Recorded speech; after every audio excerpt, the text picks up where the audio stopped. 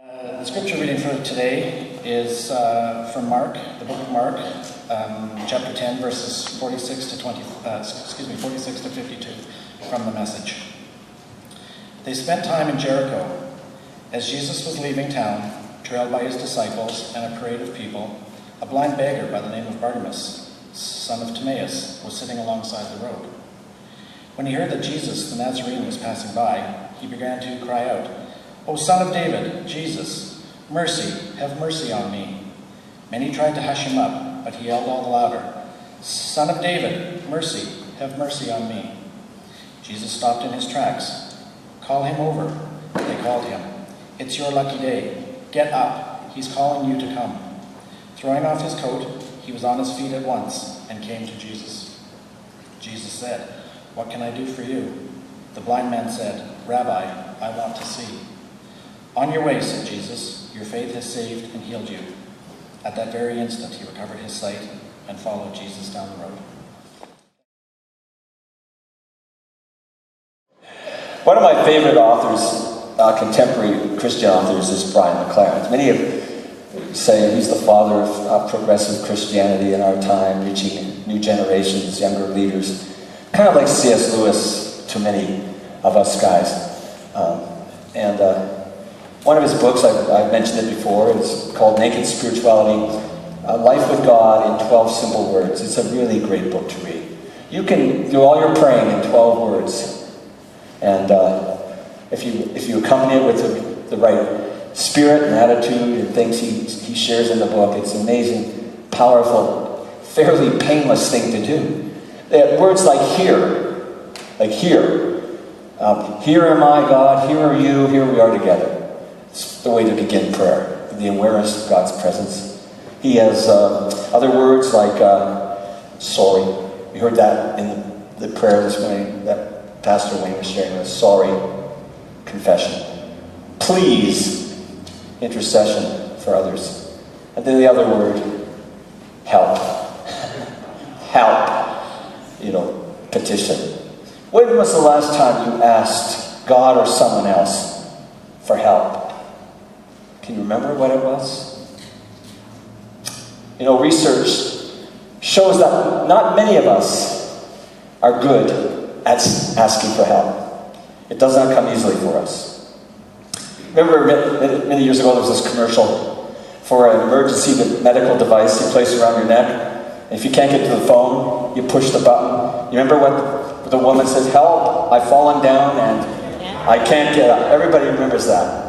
Yeah. And I can't get up. Help, I've fallen down and I can't get up. Became a catchphrase.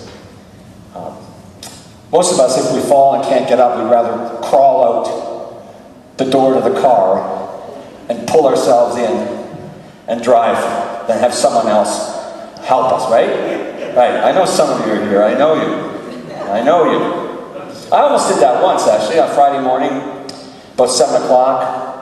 The irony of this was that I was supposed to go for my annual physical that morning. But I noticed something was wrong with me. My heart was racing, and it was out of rhythm. I could literally feel my heart in my back. Not a good sign. I've had this before, so I didn't freak out.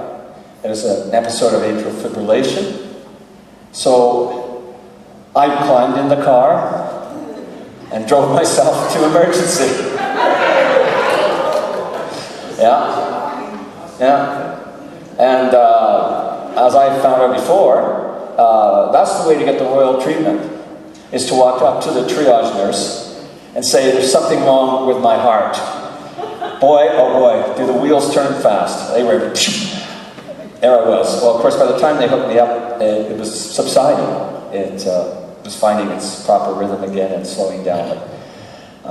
I could have phoned people. I could have phoned Barb at work. I'm sure she would have been there. She'd say this, "Call the ambulance, what's the matter with you?" I never thought about it. And then when she came home, later there I greet her at the door with the Holder monitor on. "Hi, honey, how's your day been?" And Not good at asking for help, or haven't been anyway in my life. Well, many of us are like that. Remember the Beatles song, Help? Remember that one?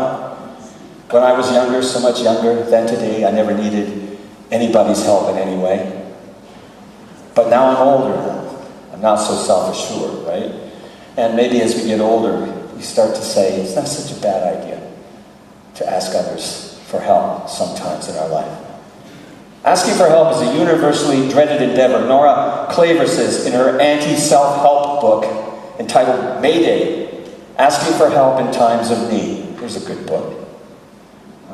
Whether it's that heavy bag you're trying to put in the overhead bin on the airplane, or trying to change the tire on the car, we'd rather say, I'm good, than, can you help me? Can you help me? Do we have problems with that? And in her book, she identifies 5 leading reasons why we folks have trouble asking for help. In short, we're good at trying to do it ourselves, often with modest results, instead of getting a real helpful progress in our lives. And what we miss out on are the gifts someone else can give us and wants to do that for us. One of my mentors once said this: nothing makes you stronger than a cry for help. Nothing makes you stronger than a cry for help, friends. It's true. Now, Bartimaeus, in our story today, funny, it says it's Bartimaeus, son of Timaeus, which means Bar means son. So it's son of Timaeus, son of Timaeus. Twice. It says it there. Bartimaeus has no such qualms about asking for help, does he, in our story today? And the results of him doing that are nothing short of miraculous. He gets a new life, a new life.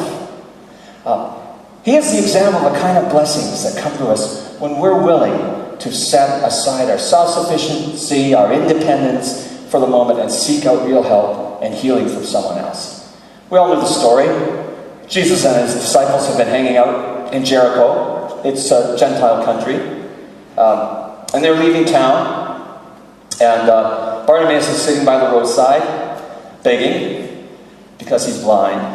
And he heard that Jesus was passing by, and without hesitation, without embarrassment, he shouts out to Jesus, Jesus, son of David, have mercy on me. And the crowd think it's scandalous. This blind beggar should be asking Jesus for anything. They try to get him to be quiet, but he continues to cry out louder, help me, help. He refused to be silenced by the disciples and the crowd, and he won't admit defeat. He won't slink back to the rejected and despised place on the other side of the road. By his sheer persistence, friends, the squeaky wheel commands Jesus' attention. He calls him over. Now suddenly the crowd sees him in a different light. Hey, it's your lucky day. Jesus wants to meet you. Wow.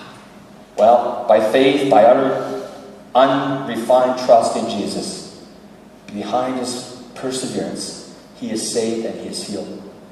And one feature of the story I want to focus on. It seems strange to us, but it's the question Jesus asks him before the miracle occurs. He says, help. And Jesus says, what can I do for you? It seems odd to me, doesn't it to you? Doesn't it seem obvious what he can do for him? He wants to see. Now, Jesus asks this same question 2 times in Mark chapter 10. 2 times he asked this question. And the one time was one that Wayne referred to last week with James and John, when they asked if they could ask Jesus something. What can I do for you? You know, in his autobiography, Night, Elie Wiesel tells the story of growing up in a village in Hungary before he was sent to a Nazi concentration camp. As a boy, he befriended Moshe, a poor man who cleaned the synagogue. And one day, Moshe saw him praying in the synagogue. And he said, what are you praying for? You know, why do you pray? And he said, he said to him, I pray, I ask God to tell me what question I should ask him.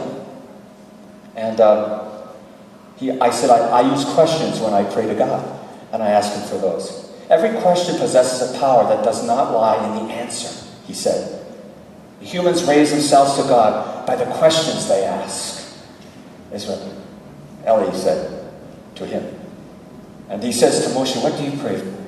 I pray that God will give me strength to ask the right questions. See, it's better to have a few good questions than to think we have all the right answers, because some of them will be wrong. Better to have the right questions when we approach God. And Jesus was a master of asking the right question at the right time, wasn't he? What can I do for you? It seems apparent. He's blind, he wants his sight restored. And Jesus might have suspected that, but he didn't want to presume. The request had to be voiced by this man. He didn't assume he knew what he wanted. And who knows, maybe there was something he would want more if he thought about it than his sight. But he said, I want to see. In Mark's gospel, blindness is a strong theme. Not just the physical blindness, of course, but the spiritual blindness in our souls. Even among the closest followers of Jesus and the other religious leaders of his day. Their inability to see clearly who he was, what was going on, and taking to heart his teachings and his works. So last week, the same question to the two disciples. What do you want me to do for you? And they said, oh, not much. We just want to places of honor next to you in heaven, your kingdom, and to rule with you, you see. Mark puts these two stories purposely together. They back up against each other for a reason. I don't know when these stories actually took place in time, but Mark has a purpose in lining them together because it shows the contrast in the two approaches of these people. Right? The disciples come with arrogance and entitlement, and Bartimaeus comes with humility. They want position, prestige, and power. This man has no social standing, no position of honor. He is powerless. They want to escape suffering that Jesus has predicted. That's really what was behind it.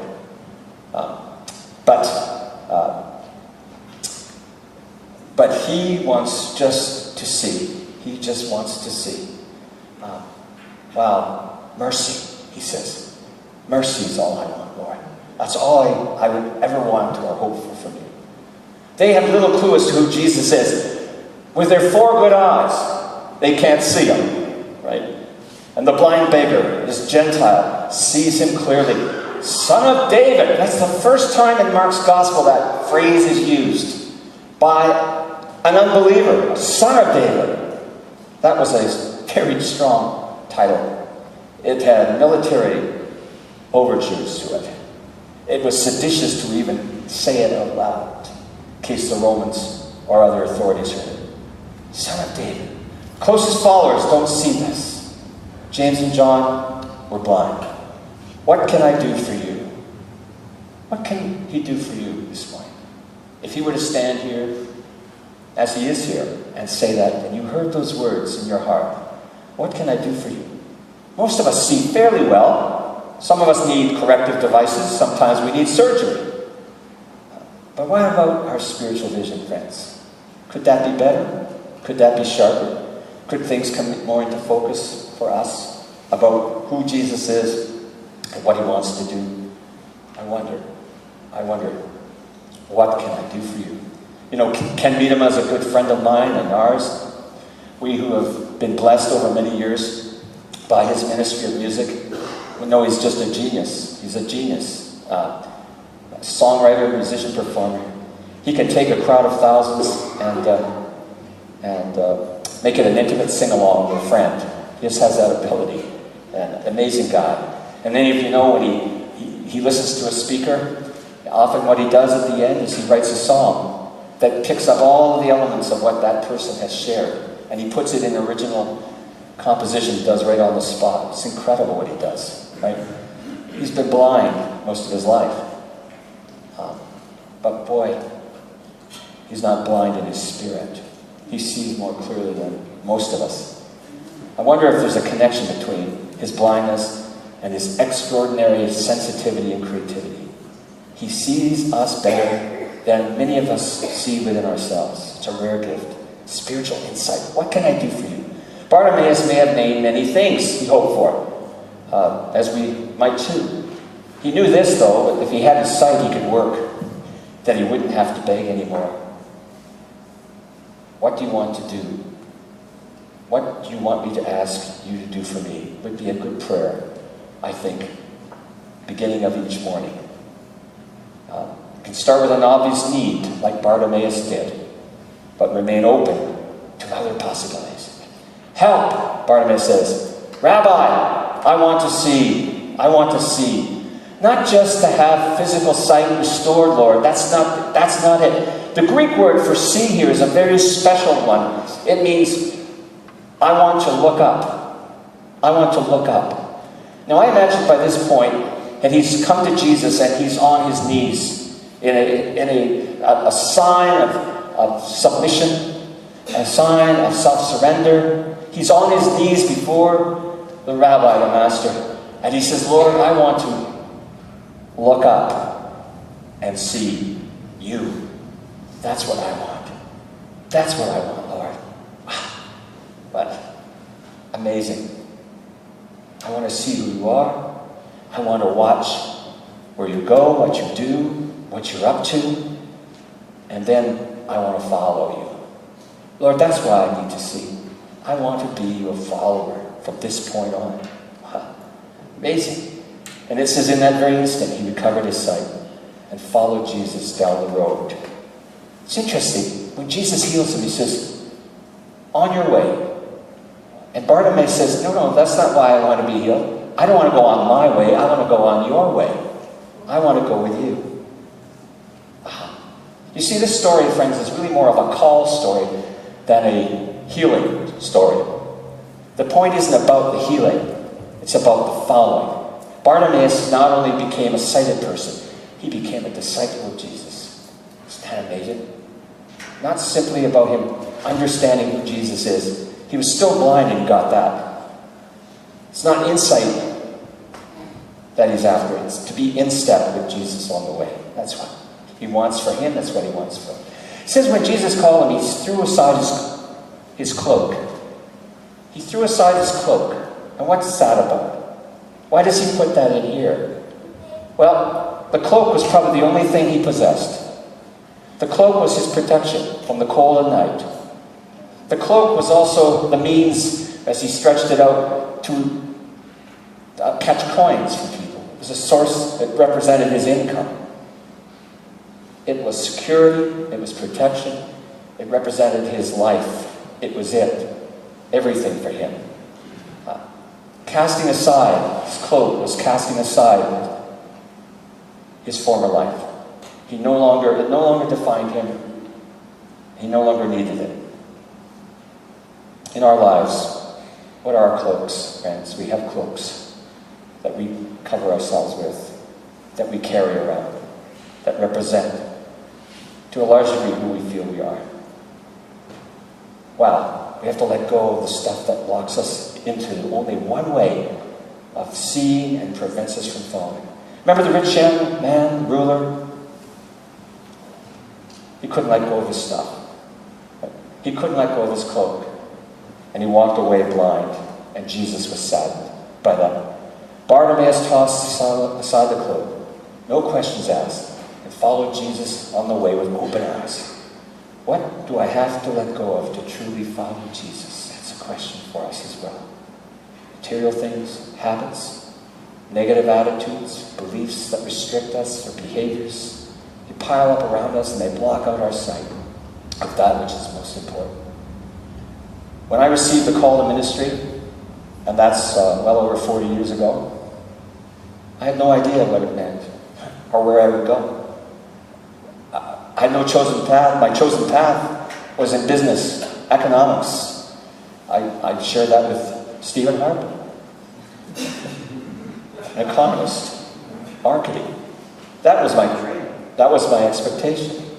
Most of my classmates and my good friends, they all went into business of some sort or another. They were bond tradesmen and they were stock exchange guys.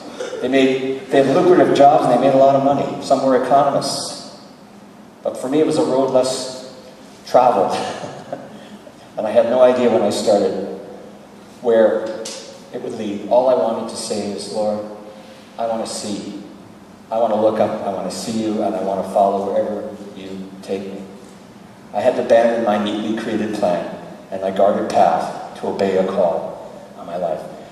When Barb and I were away for a few days last week, coming home, my iPod's on shuffle play, and up comes this song, Bruce Coburn, who many of you know I just adore and just reverence this man so much for his music, by his social activist stands and being willing to put himself on the line.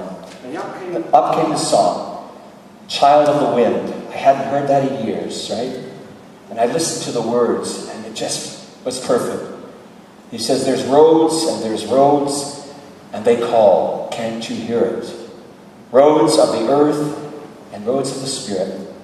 The best roads of all are ones that aren't certain. One of those is where you'll find me till they drop the big curtain. Hear the wind moan in the bright diamond sky, brown, green, and dry. I'm too old for the term, but I'll use it anyway. I'll be a child of the wind till the end of my days. Great. I'll be a child of the wind till the end of my days. I hope to God that's true of all of us. You know, children of the Spirit of God, as Jesus said, the Spirit blows where it wills. The wind moves where it wants. We don't control it. We can just get in the flow and its current. That's what we're called to do, friends. That's what Bartimaeus did on that day. I think he had no idea what he signed up for or where it would go. Heartbreak for sure at one point, but then ultimate victory in the resurrection. Who could have known? And how do we know? We don't. But Jesus says, what do you want me to do for you? What do you need to follow me along the way to become more deeply my disciples? Finally, help. What can I do for you? How can I serve you? Jesus. That's the last thing. How can we serve him? It's a question he wants us to ask him. It's okay to ask for our needs to be met. We don't always know what they are. We don't know the difference between needs and wants. The bottom line is not for us to use Jesus to get out of God what we want. It's for God to get out of us what God wants to get out of us. What can I do for you today? There's a prayer. What can I do for you today? Wherever the feet take me, company I keep. What tasks do you have me to undertake? To see through the eyes of others and to see through his eyes. That's what we're called to do. Bartimaeus was clearly an outsider. Everyone wanted to keep him on the periphery. Earlier, the disciples had prevented the children from coming to him. They were unimportant in that culture. Don't bother the master. He's too busy with busy things. And he chastises them. And he stops in his tracks and he says, call them over. Let them come. Don't prevent them from coming. Said before, many would come and see Jesus. The problem is we, like the first disciples, is getting away. We make it difficult for people to see him because they have to look through us. We need to take ourselves out of that way. Right? We need to pray to see through the eyes of the other, especially the ones most unlike us. Those whose views were usually dismissed and discounted by society. The ones, Jesus says, do not prevent them. Call them over. He says if we want to see the kingdom, we look through the eyes of a child. If we want to see who's the greatest in the kingdom, we become a slave. Now if we want to see what it means to hunger and thirst for salvation, look through the eyes of the man who has known sight and is now blind. It's ironic. Son of Timaeus means son of honor. Isn't that interesting? Son of honor. That's how Christ sees each one of us. Recognizes that in us. In every human life. Especially those on life's margins. Those crying out for mercy. It's your lucky day. He's calling you to come. That's our message to those on the outside. It's your lucky day. He's called us, and he's calling you too. Let's pray. Gracious God, We're so grateful for your mercies. We know that we are poor. We know we were once not your people. We were once refugees far from you. But you drew near in Jesus Christ, and you made room with your divine hospitality for the least among us. God, we want to see you more clearly in our lives each day. Help our prayer in the morning is, Lord, what do you want to do for me? What do I need to ask you to do in my life so that my eyes will truly open, the eyes of my soul, and I will see you undiminished and pure, and then I can hear from you what it is you want me to do, because that's your prayer. You want to ask us the question, what are you going to do for me, to serve me? Help us to take these questions to heart, Lord, so that we might lead others who are blind to your presence and love and grace. To say it's your lucky day, friend. Whoever you are, wherever you've been, he's calling you to come. And get out of the way and allow that to happen. We ask it in your name.